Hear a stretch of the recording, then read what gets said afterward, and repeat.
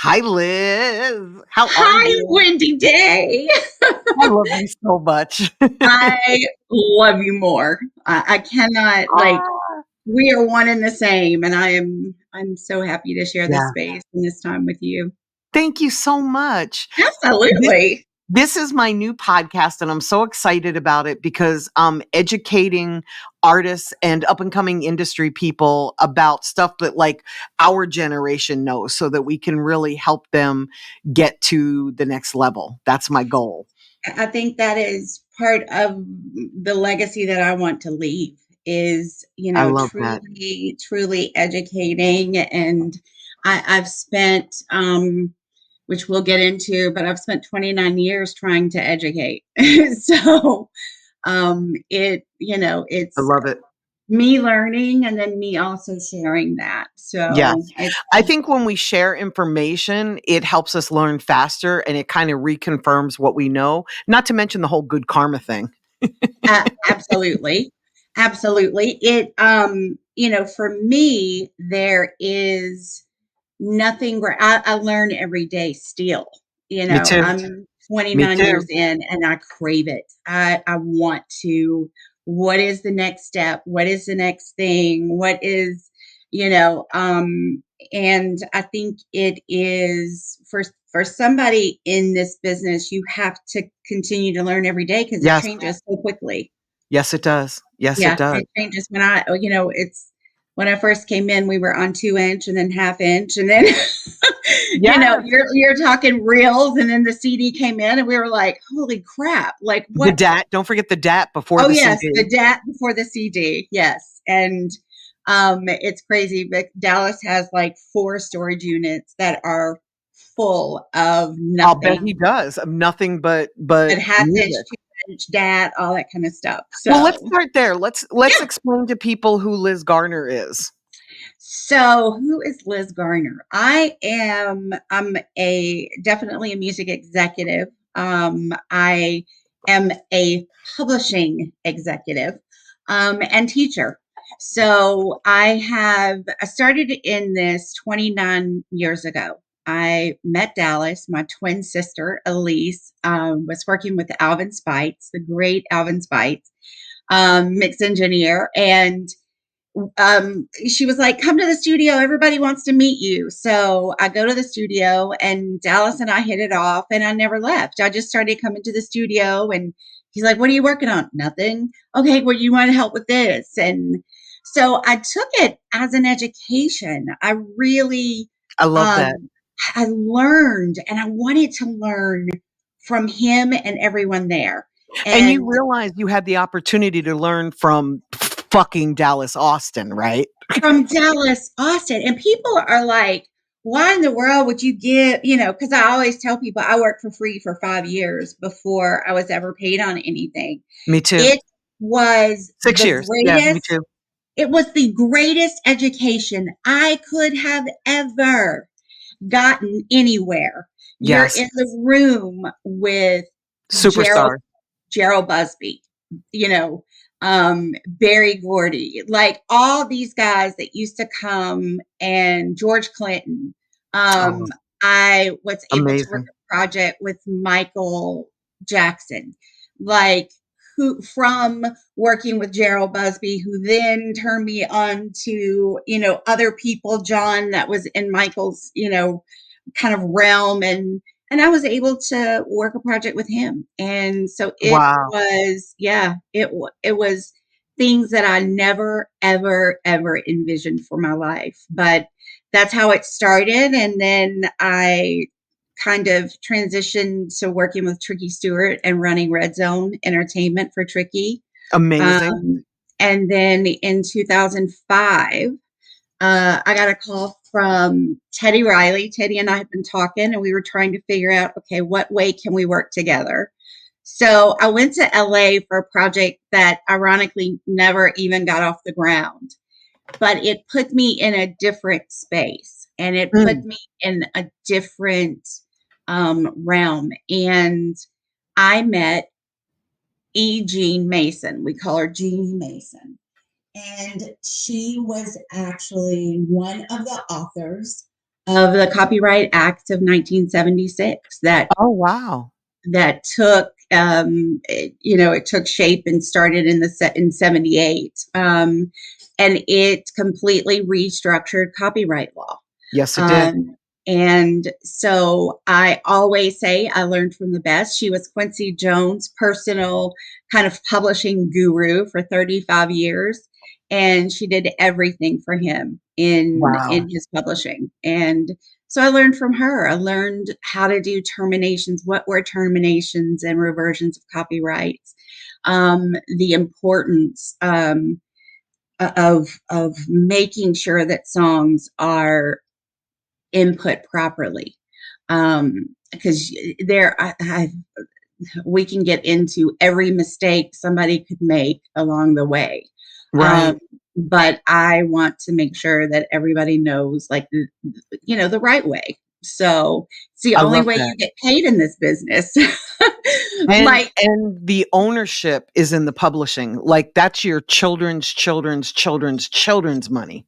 that is where you create generational wealth. Yeah. And I cannot stress that enough, especially for the younger ones coming up. So I've been in primarily R&B and hip hop. I've literally coordinated 45 albums from Wow. Beyonce to Justin Timberlake to the Carter, three, four, five, all of them. But I've done 45 albums. I've worked on over 200 projects. And Wow. Incredible. yeah, yeah. And everything from, like, literally street teaming it. I remember being at, what was the record place over by Lennox? Why am I forgetting it? The record store that we always used to do in stores. It was right across from Lennox, but I'm going to think of it in a second. But um, Outcast had a signing there, and Miss Benjamin, she saw me and she goes, "Here," and she gives me this picket sign, and she's like, "My street team didn't show up. Here, help." Oh my gosh. And it's Okay. like, so I'm picketing out, in front of Lennox, trying to get people to come in to buy Outkast's new album that's going to be, released at midnight. And I think that was Wow. in probably 96, 97. So, yeah. And Amazing. just everything from that to marketing to radio promotions. I broke, which actually JT Money, Who Dat, that Tricky Stewart, that was like his first real hit. JT was on Free World, which was signed to Dallas, and I'm in the strip clubs, and wherever I have to go Where to to, be. Yep. wherever you got to go to promote and to be involved and to get this record out there. And I sent it and took it over to Ryan Cameron, and Ryan broke it at radio for us. But you just did whatever, and I took it to learn absolutely every part Me too. of the business, and then found my forte, in publishing. And I of love course that. that's where I am now. Yeah. So my biggest question for you today is, what is publishing? So there are publishing, let me say this, publishing is probably the most complicated portion of what the Agreed. music business is. Um, but it's what pays. And a lot of people don't understand that. So you have two sides of a record. You have the musical composition, right? And then you have the lyrics. And the song is created by, of course, the combination of those two things.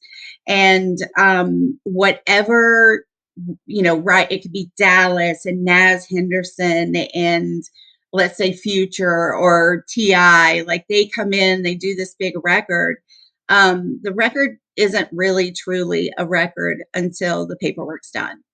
On those 45 albums that I said, I was a part of, and those albums did not get released until all the paperwork was turned in and everything was signed off on. Today, y'all, these kids go in the studio, They record a song, they upload it. You know, my nephew, Ugly God, called and he's like, me and Lil Yachty just did this song. We're putting it out on Friday. I said, no, you're not. Right. No, you're No, not. Yeah. you're not. Like, we have to get paperwork. We got to get side artist agreements. We got to get, agreements in place, and we got to get splits.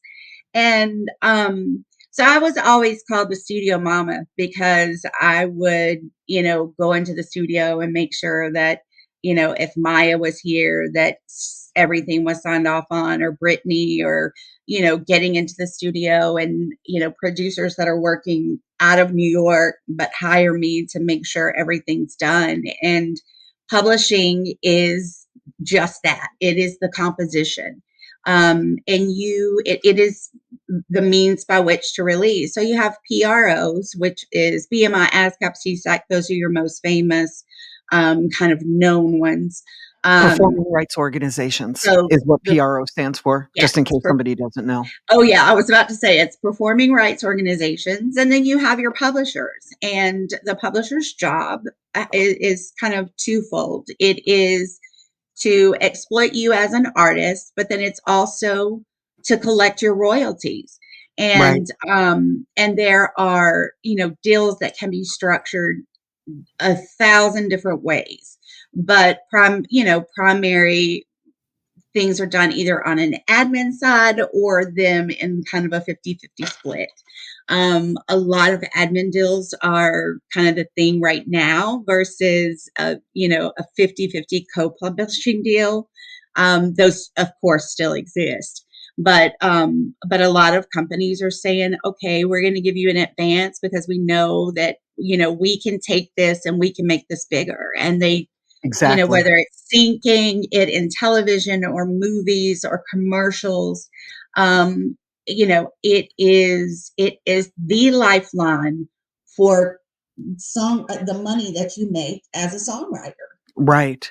So if an artist is just completing a song, and I'm going to make this kind of easy, I'm going to say there's a producer and there's a rapper, and they come together and they make a song. How do they own their publishing? Like, how do they make sure that, like, what do they have to do? What are the steps? Well, the steps: one, complete a split sheet.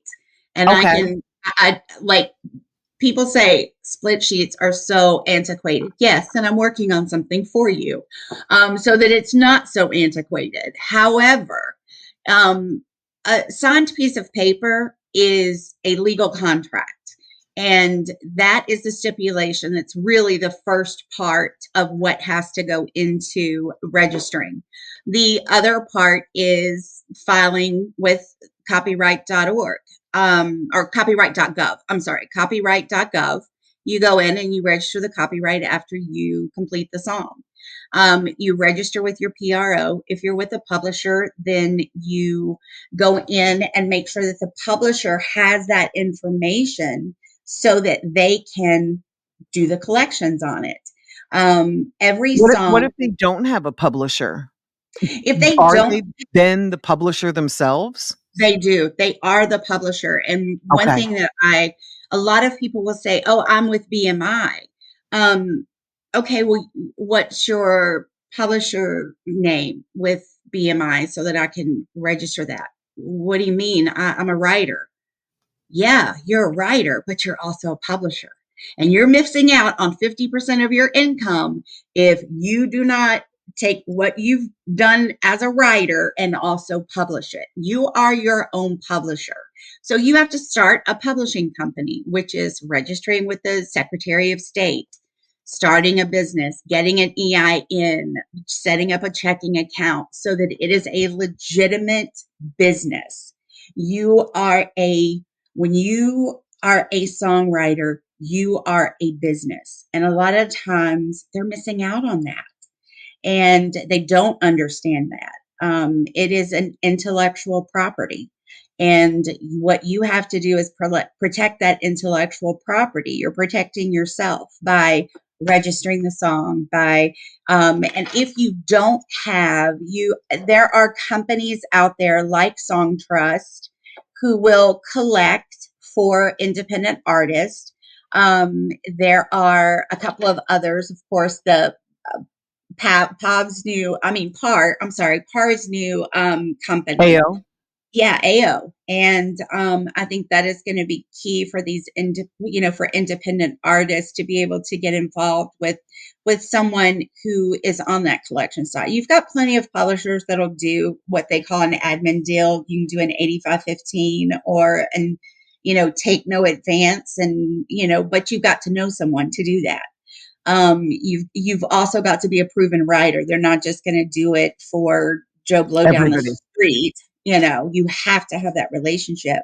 But somebody like Parr's company, AO, to be able to collect for those independent artists that are coming into this and they don't really. The other places you need to register is Harry Fox Agency. You need to register with the MLC, with Sound Exchange, as a producer and an artist. Like you need to make sure that you're collecting all of your royalties. Beautiful. So when I've made a song and there's a producer and there's a rapper on it, where does the money come from that pays for the publishing? So the money comes from streams and downloads and sales. And sync licensing. You've got, and a synchronization or a sync license is when you place it in a film or a television project. Anytime it plays on the radio, anytime that's where your PRO comes in, and also your publisher. So they collect the publishing side as well as the PRO collects you as a songwriter and your publishing company. But they come in, do a song. Let's say Dallas and T.I. does a song. I gather the information. Now, as someone in the position that I'm in for the both of them, I would make sure that it's registered, right? Because I work with Dallas. I manage his catalog. So every song that he touches, it comes to me before it goes anywhere. Got it. So I make sure that if there are any samples on it, that the samples get cleared.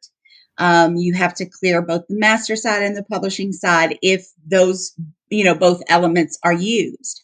If you do not clear those songs that you sample, you are in violation of copyrights, Got it. which is intellectual property, and you can be sued for copyright infringement. I love that. I don't love getting sued, but I love Right. that you mentioned that. Um, i- I'm gonna make this a little bit more difficult so that you can give us all an example. So, Okay. um, I know that if I'm in the studio with a producer and I'm the rapper or the singer, I know that for all intents and purposes, I own 50% of the song and the producer owns 50% of the song.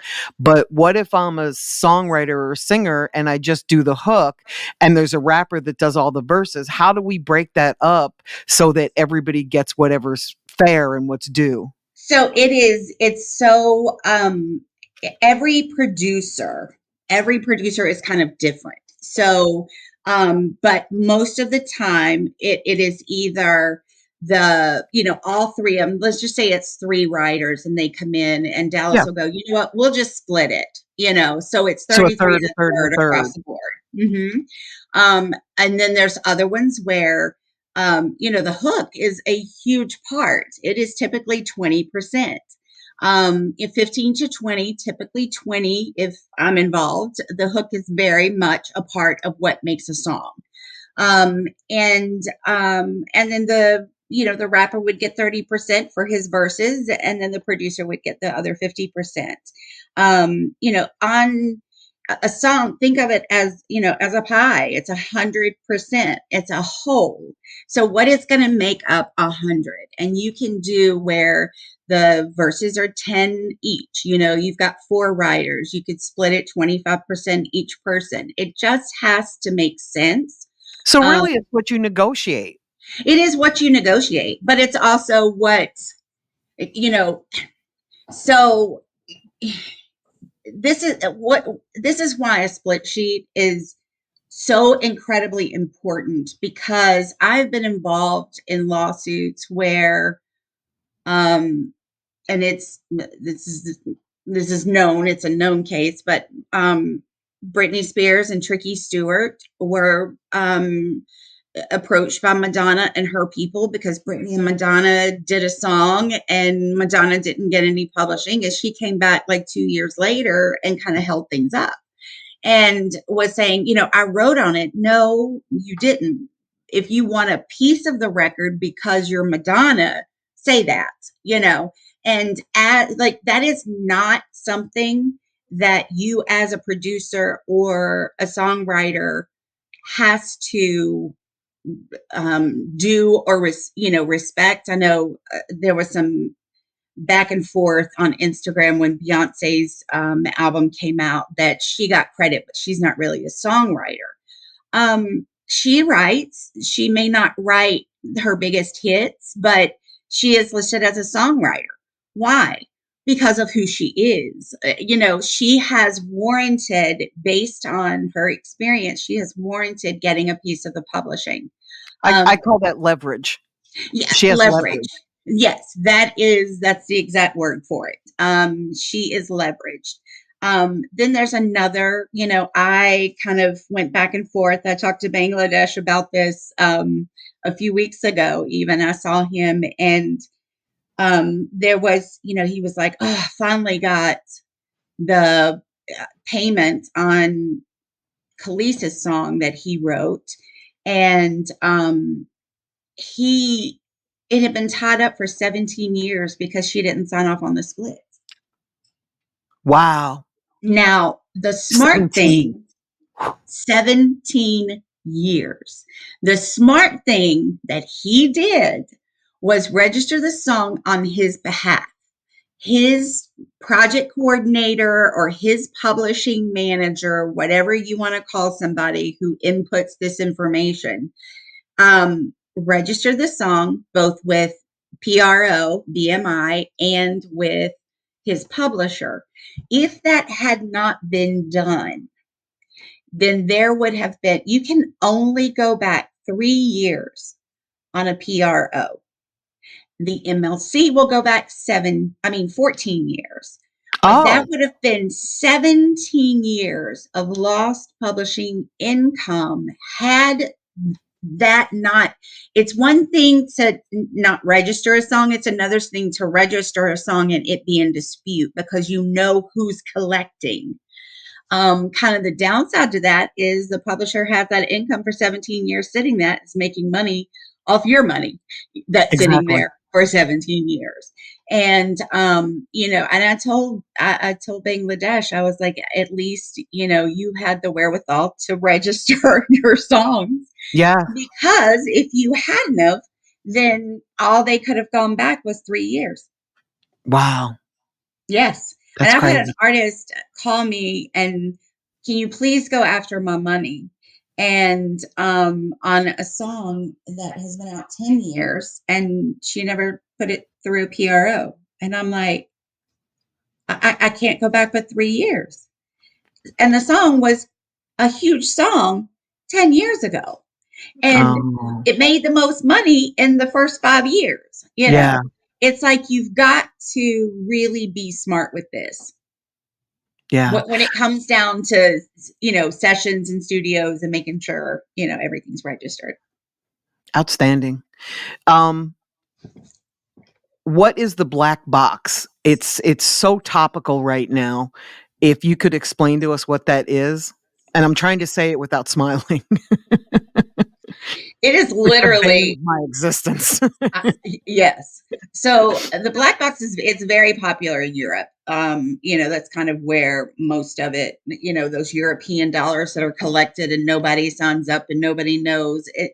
It's considered a black box. It is literally a box full of money that is sitting there that has been uncollected because songs haven't been registered properly, or songs haven't been registered, or like in the UK, maybe ASCAP didn't pass the information along to PRS. Like, you've got to make sure, as a publisher, as a songwriter. If I am a songwriter, I am going to take responsibility for every penny. Every penny that I make is based on my actions as a songwriter, every one of them. So you have to literally make sure that your song is registered. You have an ISRC code, you have UPC codes, you have, if you're doing it as a songwriter or you're writing with someone, make sure that you know what that UPC is. Make sure you know what that ISRC code is. Make sure when it's registered, and an ISWC code is ISWC is the world, right? It is the worldwide. Because if that number is associated, then you've got that number that says, okay, it's like a social security number for a song. Think about that for a UPC, ISRC, and ISWC. That is your social security number, and it goes with that song. It's considered metadata, which metadata is probably as important as copyrights. It If is. there is if there is anything that is important, it's that. And this black box, so back to the black box, it just kind of it sits out there, and people, it's unclaimed money that literally just is there, that people have to go, that it's not, um it's got to be, it doesn't have to be collected. It's going to sit there, and they're going to continue to make money off of it, through, interest on the money sitting there. But it is, yeah, it can be the bane of our existence for It is. sure. And Hmm. it could be something as simple as putting in your name incorrectly, like hitting a wrong digit when you're typing it in, or I see it a lot with DJs, like DJs that actually make music, Yeah, where they might sign up under letter D, letter J, and then whatever their name is, or sometimes they'll put D period, J period, whatever their name is, or D space, J space, whatever their name is. By right. doing it that way, they've just created 3 different accounts. And by Yes. creating 3 different accounts, now they're not sure how they're gonna get paid or where the money's gonna come from because it's 3 separate accounts they have to keep track of. That's exactly right. And one thing that I find pretty often is you go and register. I'm registering a song for Dallas, but he's got 3 other writers. Well, they go and register the song, and they put in his name improperly, or put in, you know, matter of fact, we literally got a call. Pooh Bear, one of the best I love Pooh songwriters. Bear. Yeah, Love Pooh love him. Bear. We did a call. He is on DAD Distro, which is Dallas's new distribution company, and he called us. We had a Zoom call with him yesterday, and he's like, "Hey, can y'all go in? I'm not able to change the metadata. I need to put a period after the Y on my writer's um, registration, his metadata." And you have no idea how important the That one. correct that one thing, Yes. that Yes. one piece of information, Yes. is so vitally important. And if and making sure that he everyone is credited properly. Just the spelling is everything. um, and that's why I love, they assign what is called an IPI number, and that is your personal identification number. That's your social security number as a writer, that IPI number. You want that IPI number on everything, because they cannot mess it up unless it's just human error. But you will always be credited. It's the same way with the ISRC codes and the ISWC codes. Those go with your song.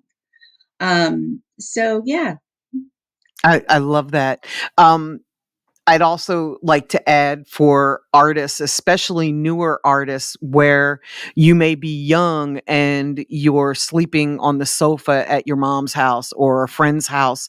If you move, please make sure you update your address on all of your accounts, because the bulk of the money that's sitting in the black box is because they cannot find the Find. artist.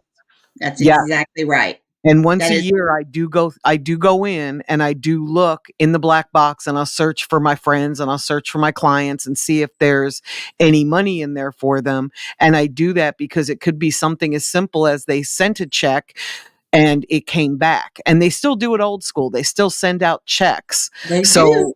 So they can get returned in the mail and then it's sitting in the black box and you're not paying attention because it's only twice a year or four times a year that you're receiving the checks. So you're not noticing that you're missing one because you're Right. not on top of your business. And Right. it could be something as simple as your address is incorrect. That is exactly right. I think if there were one piece of kind of advice that I could give is, you know, having someone that you trust thoroughly with your money, or with your business, like finding a person that you can trust to go in and register and make sure if you've got an address change that that address is in there, that um, that those changes are made. It is so vitally important.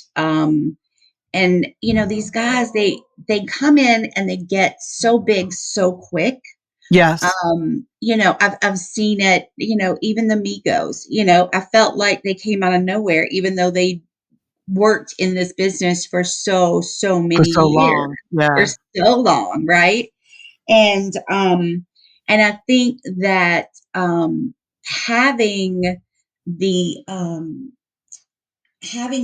somebody like Danny Zook, who kind of helps manage their publishing and their tour manager and a lot of other things that Danny does. But Danny's worked side by side with Dallas, for many years on making sure that, he is keeping up with and making changes. And, he'll tell me, just don't, when you log in, just don't make any changes. And it's like, it's because everything has been so set, and we just don't, like, one little change can throw something off. And so Yes. we watch that quite a bit. We watch that a lot. But find somebody. And there's really two other really important things when it comes to copyrights. Um, for younger artists, they don't understand trust, and setting up a trust that has your compositions and your music and everything kind of in that trust. And then also having, God forbid anything happen, nobody knew that Takeoff would get Pass shot away. that night and pass away. The one thing that I can, tell everybody, the minute you are in this and you can truly afford to just hire an attorney, a trust attorney to start a trust, start it. Start it for your kids, start it for your family so that your intellectual property is actually protected. The other thing is in a will. It is vital that there is a stipulation for your copyrights in that will. Most people don't know that, but you have to have it outlined in a will. Absolutely. You have And it's your job. This is part of your task as an artist is to learn what's necessary and what to do and how to protect yourself. And there's so absolutely. many people in this industry who have a financial interest in separating you from your ownership that it's really on you to protect yourself. Absolutely right. Absolutely right. One thing, I manage the IZK's catalog, the illustrious, incredible Isaac Hayes catalog. And I know, the third, Isaac Hayes the third is phenomenal human and so brilliant in this, and how we've been able to. So I've literally been working since 2012 to file the Wow. termination for his father with Jeannie Mason. Jeannie taught me, I'm telling you, the education, and I know she would, God rest her soul, she passed away in 2016. And she she taught me so much that I'm now able to go and share and, you know, teach others the way that she taught me. But terminations and reversions, over the last almost 3 years, myself along with my team have done about 190 million in acquisitions, in publishing acquisitions. Um, but in all of our dealings, I make sure that there is an automatic termination reversion at the end of the term for my clients. Some don't care. They could care less. They're just looking at, I need the money, give me the money. You know, you've got a catalog of songs and it's going to make you $8 to $10 million, and they don't care. I care. I care about your children.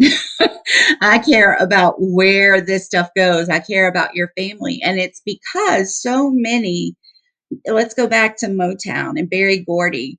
Berry took all the publishing. You know what I mean? Like, these guys got their writer's share, but Smokey Robinson never made a dime of publishing on Tears of a Clown.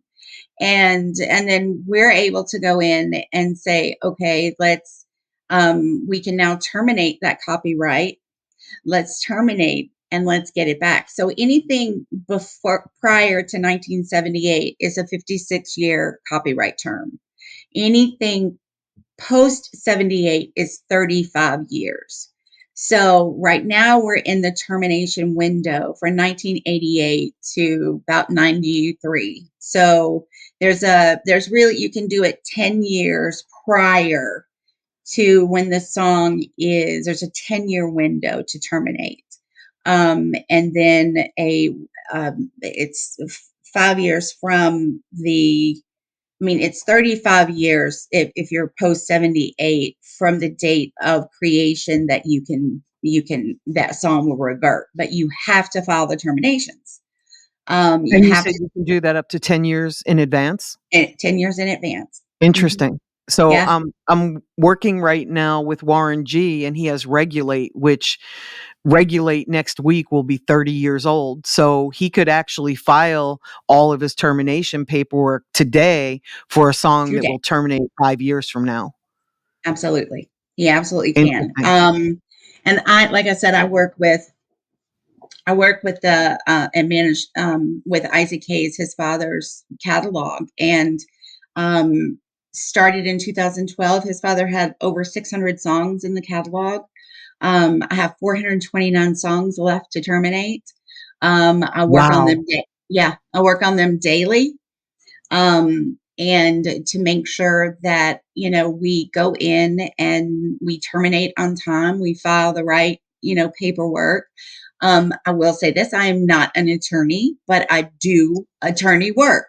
Right. I do all of this to try and mitigate some of the cost. I'm a lot cheaper than 750 an hour, but I am able to mitigate some of the cost to be able to, so that, our clients can go in and easily do this at a fairly reasonable amount, cost wise, Got because it.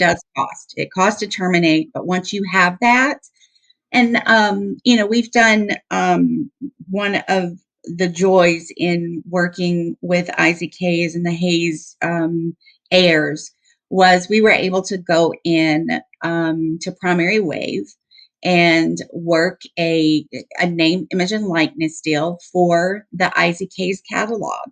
And so we're working with them to be able to, the Hold On, I'm Coming, one of Isaac's biggest hits, for Sam Huge and hit. Dave. Yeah, huge.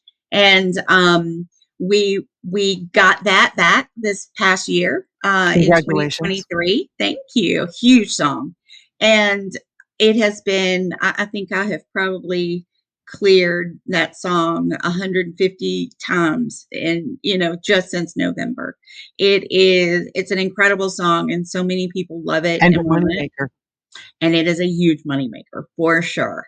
And so we're happy to be working with Primary Wave, and we're working on documentaries, and I mean there's just all kinds of stuff that's going to be hot buttered soul. You Awesome.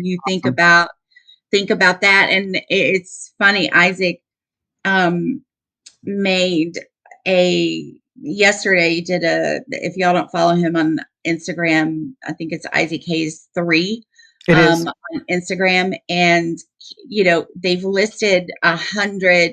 Apple came out with their 100 best albums or whatever. um and Hot Butter Soul wasn't on there, but yet I believe it was 17 albums that were in the top 100 had songs that were sampled from Isaac Hayes, literally from the music that he created. So how can Hot amazing. Butter Soul not be in Not there? beyond there. Yeah. Like, come on, Because and it's opinion, and it just depends on the opinion of the person who. Ebro and Oh, whoever there we else go. at Apple Music. And, but you've got to look at the source. Look at where these guys are.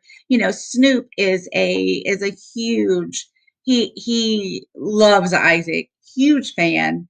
So, we have, 300 unreleased masters right now that we are working with producers. We're going to do private writing camps that producers in both um, Brilliant.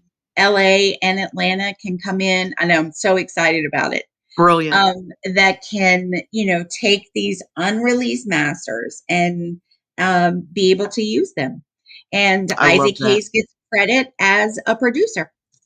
Yeah, So it's creating an entirely different set of income and publishing rights for his heirs. So it I just love that. continues. Yeah, it Exactly. just It just continues. continues on. What And about it the brings me such masters? joy. I'm sorry, say it again? I said it brings me such joy. I just Yeah. get so happy from it. I really do. What about masters? Do they revert as well? They do. So a lot of people don't think about the masters. One of my, biggest things in going, if you're going into a label deal situation, make sure that you negotiate your masters. I've seen them come back in as short as 10 years. I've seen them 6 years. You have the negotiating right when you go in. If they don't, it's basically the same as copyright 35 years. And I could be completely and totally off on that. But No, you're dead right. yeah, it follows the same kind of, copyright Same ownership. process. Yep. Yeah, and the same You know what I process. noticed that's different though? I noticed when, and I'm going to use Paul McCartney as an Yes, example, when he was coming up on the 35th year anniversary, it was about 2 or 3 years before, he immediately filed suit against his label to get his masters back because he knew it was going to be a fight because he's yep, Paul McCartney. He could do that. But right. he didn't even send notice. He just filed a lawsuit, which is Yeah, incredible. And that and tells me how challenging it is to get back ownership. it is. It is very challenging. Yeah, I think you've got artists like Ti that own a lot of their masters. And I think it's one of the things that I think is brilliant, that he was able to go in and negotiate that and because negotiate he me. saw the value. He saw the value. And that's what, these artists, they look at, I want to be TikTok famous. No, it's like, if there's anything I can tell you, a lot of time I've worked on 45 albums. Of those, 20 something of them had plaques, and I don't have a plaque on my wall, but I have a phone number in my phone for the artists that I worked. One of the Exactly. things is not being famous. I've always been, behind the scenes. I've always been the one that's doing the work that actually, makes these songs where they're able to come out and make these artists and producers money. Um, but it was never about the accolades, the plaques, it was building Same. relationships. It was I'd rather building have the relationships. relationship. Yep. I did, I want to say Maya, we probably did 40 songs, and she would come and literally just record with Tricky for weeks at a time. She's to me, one of the most underrated artists. She is a And brilliant one of the artist nicest human beings on earth. on earth, on earth. Mhm. And, I loved her and loved building that relationship with her. T-Boz and I are best friends. And, I talked to her last night. I talked to her I talk to her all the time. And it's encouraging. I'm always looking out for her, to make sure, hey, we've got to do this. I want to, getting into her publishing and making sure, and where are you, and making sure that they have new addresses so that she could get checks. And, it's always staying on top of those things. Um, Exactly. but then also, the reversions. There's a lot of songs. If we're in the night, we're in the late 80s, we're coming up. Some of the biggest hip hop records are coming up for terminations. So La-di-da-di. We get like at to your party. girl, get at your girl. Yes, um, it is it is an arduous process to literally, you've got to pull notice and notify everybody, not just, the copyright office, but if it's a Warner Chapel, if it's a Universal, if it's a Sony, you've got to make sure everyone knows, hey, I'm filing, for this. This is my intent. I'm terminating your ownership and it needs to transfer, to me. So I don't know how many hundreds of songs that I've done at this point, but yeah, we're working, right now I'm working on 429 Isaac Hayes songs. wow, Mhm. amazing. It's amazing, amazing copyrights. You look at it and you just think of all the music that he produced. It is just, and then we're sitting on this gold mine of these, 300 unreleased masters. It's just incredible. It really Exactly. is. I It have I really have is. one last question for you, and thank you for doing this. Like you're always so generous with your time, and I appreciate you so much. I And am I'm so yours. thankful that we're friends. I'm I so loved it. thankful. Me too. But my last question is the valuation of publishing right now is sky high. Can you give us an idea of why that is? Why they're selling for 12 times to 20 times their value?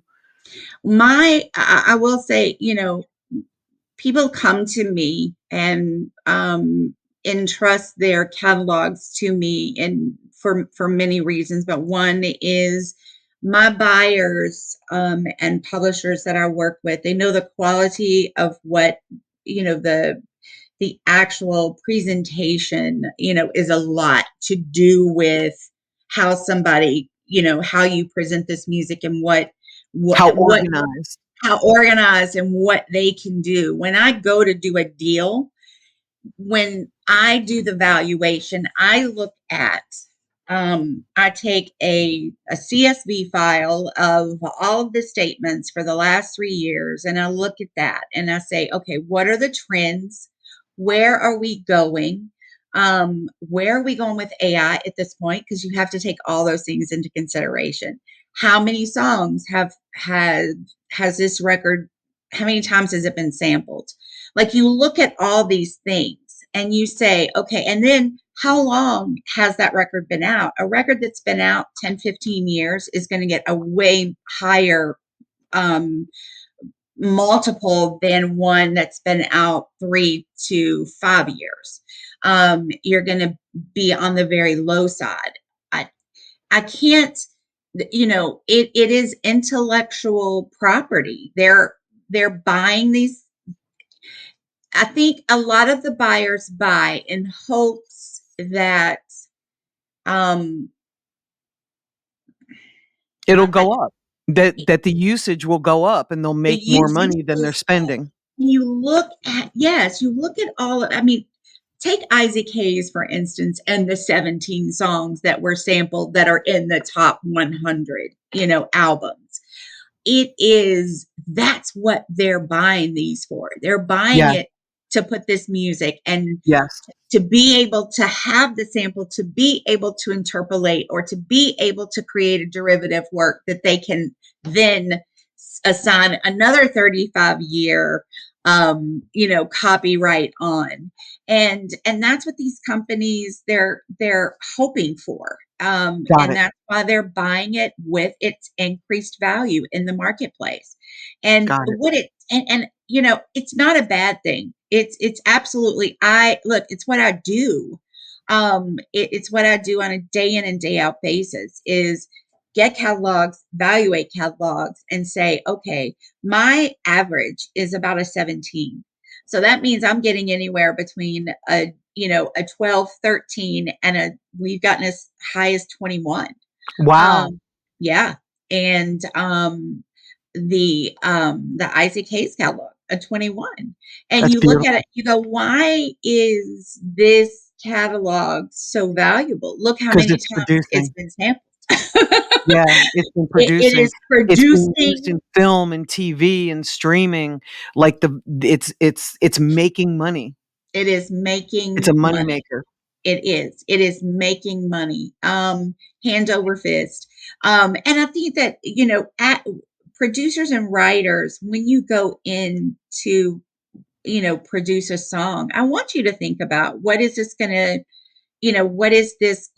to look like 20 years down the road?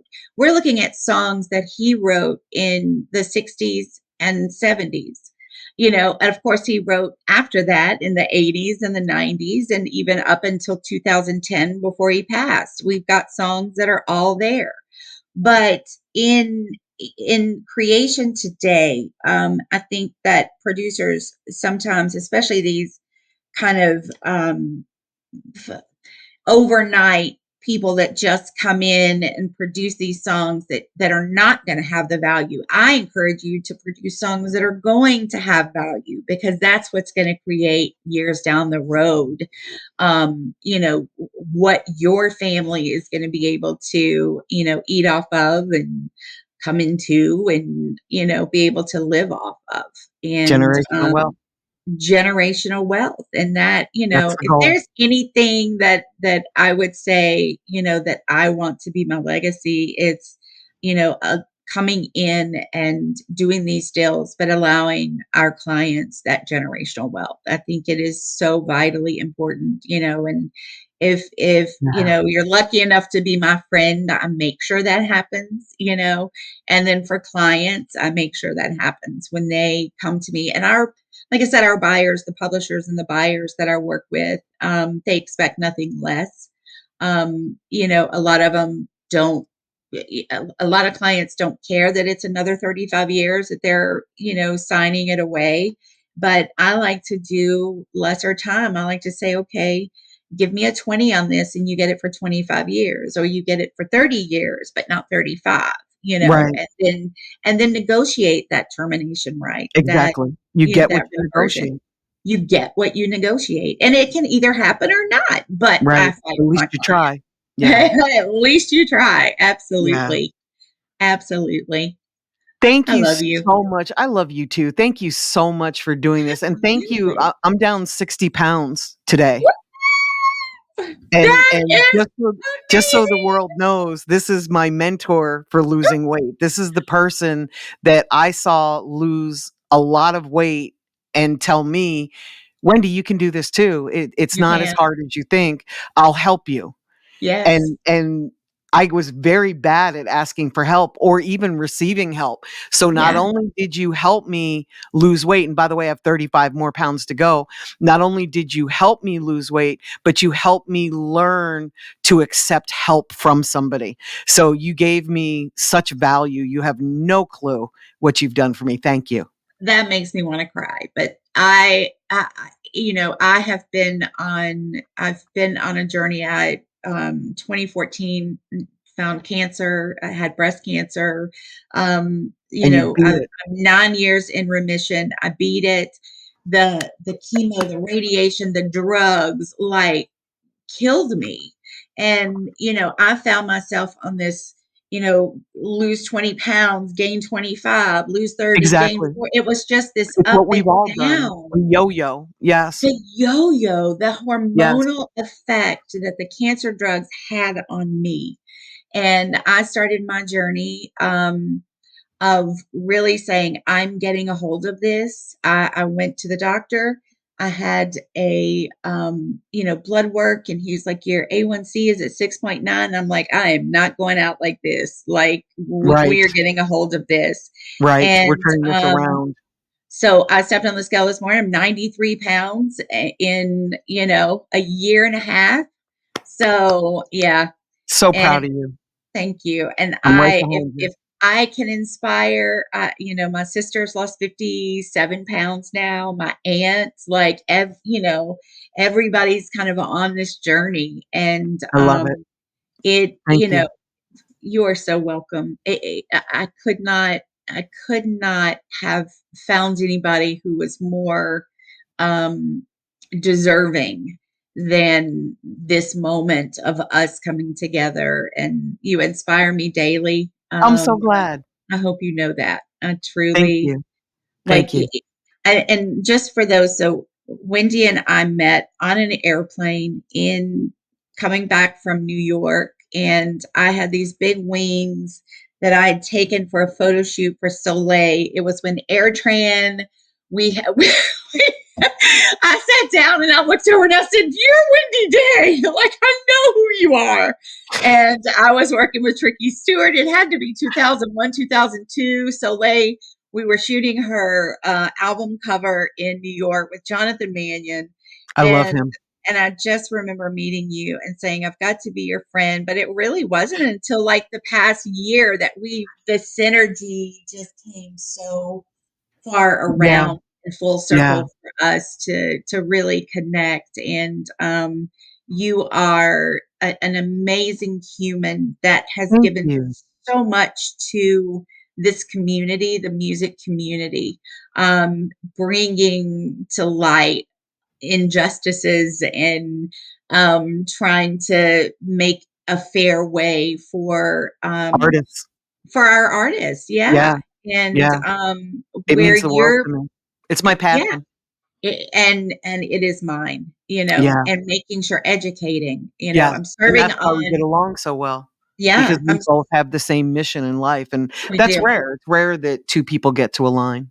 It is. And for those that don't know, there is an amazing School of Music and College of Design at Georgia Tech that is all about music and the arts. I serve on the board of directors. I did not know until I was here for 28 years. I've been on the board now a little over a year, and I did not realize that there was a School of Music Yeah. that could give what they can and do what they do. It's not just an engineering school. It's not just a tech school, even though that is it is musicians and jazz. It is jazz ensembles and bands, and it is so cool, and I'm getting involved on every level. So think about School of Music if somebody's wanting to go. Think about the I School love of that. Music, and yeah, it's amazing. I love that I'm over there and I'm able to at least train a new set of up and coming engineers and producers and I love writers and that. songwriters and artists. There's so many artists that are there. So I thank love you that. so much for having me. Thank I you so have much for doing this. I appreciate you, and I love absolutely you to death. Thank you for being my love you friend. too. You are so welcome. Thank you for being mine.